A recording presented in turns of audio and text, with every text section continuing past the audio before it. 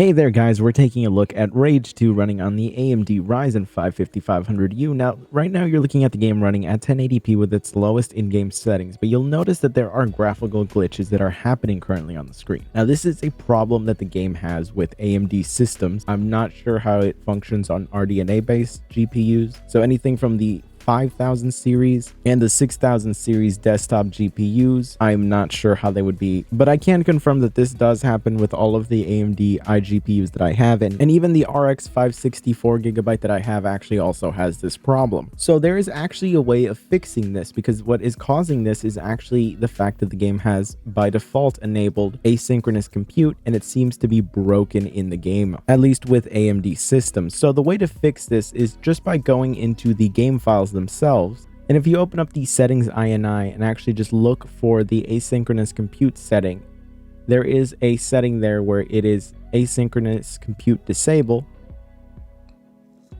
and just set that from a 0 to a 1.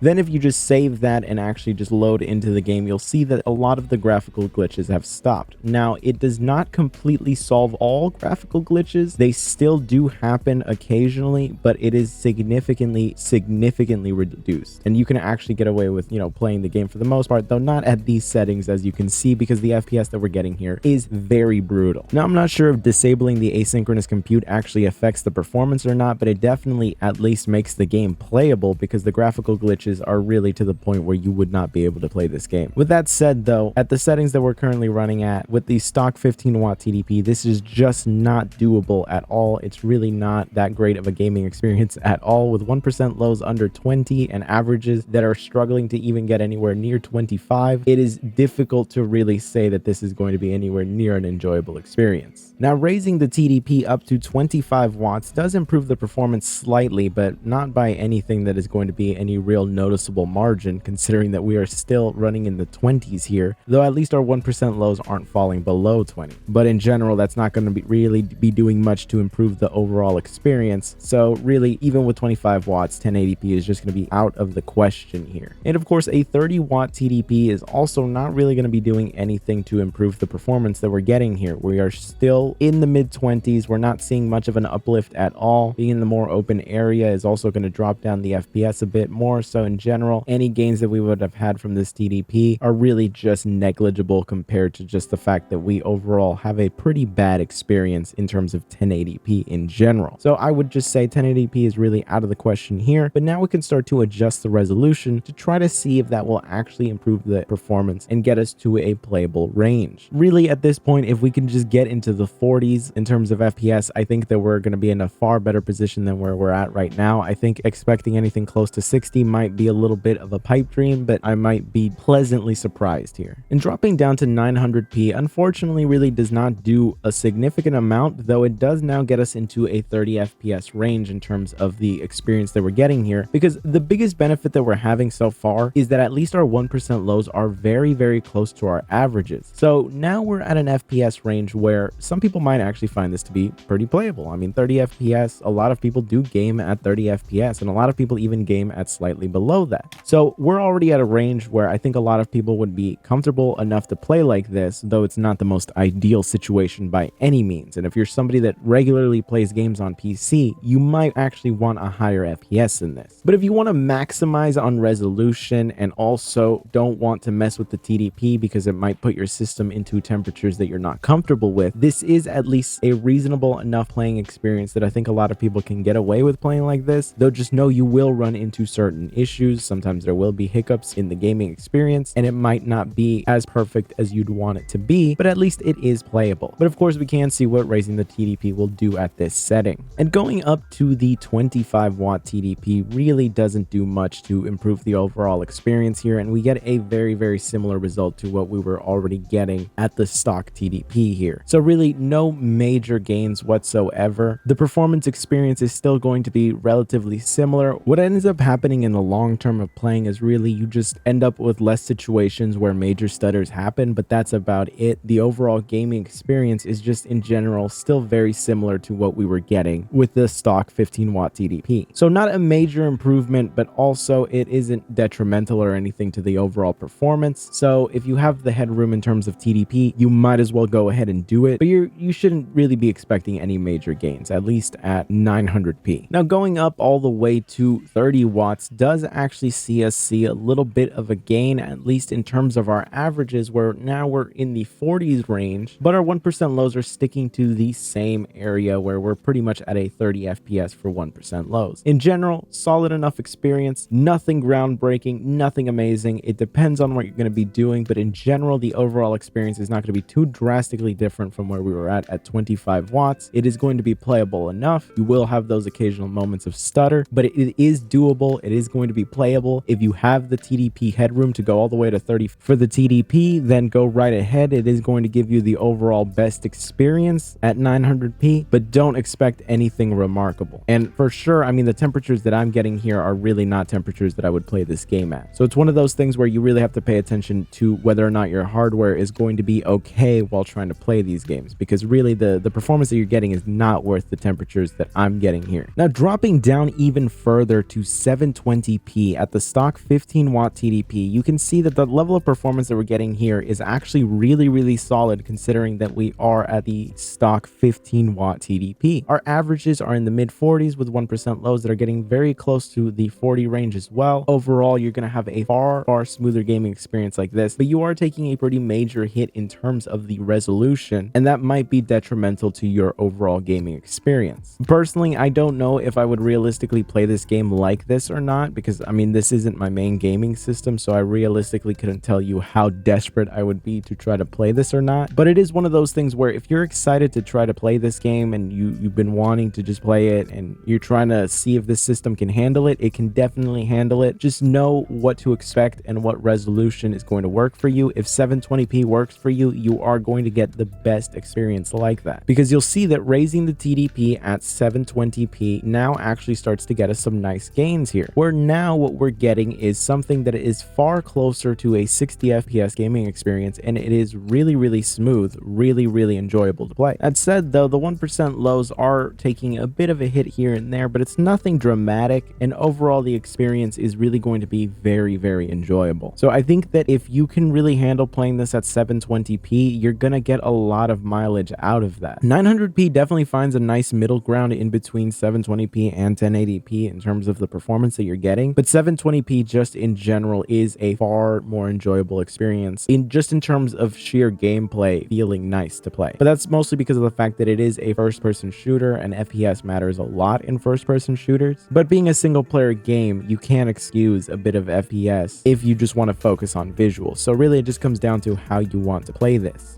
Of course, a 30-watt TDP also nets you some pretty nice performance at 720p, though there are no major gains or anything like that. Overall, it is a nice experience and a small improvement over where we were already at the 25-watt TDP at 720p. In general, I just have to say 720p is probably the best resolution to play this game at if you really care about the overall performance of the game. If you're fine with a 30 FPS gaming experience, then you can do 1080p. 900p will get you an overall better experience than 1080p, but it's 720p that really shines in terms of the performance, because everything feels ultra smooth. And I honestly really enjoyed playing the game at 720p, but I really couldn't tell you if I would continue to play the game like this, so that's really up to you to decide there. But anyways, I hope you found this video useful and interesting. If you did, be sure to subscribe, and I will see you guys in the next one.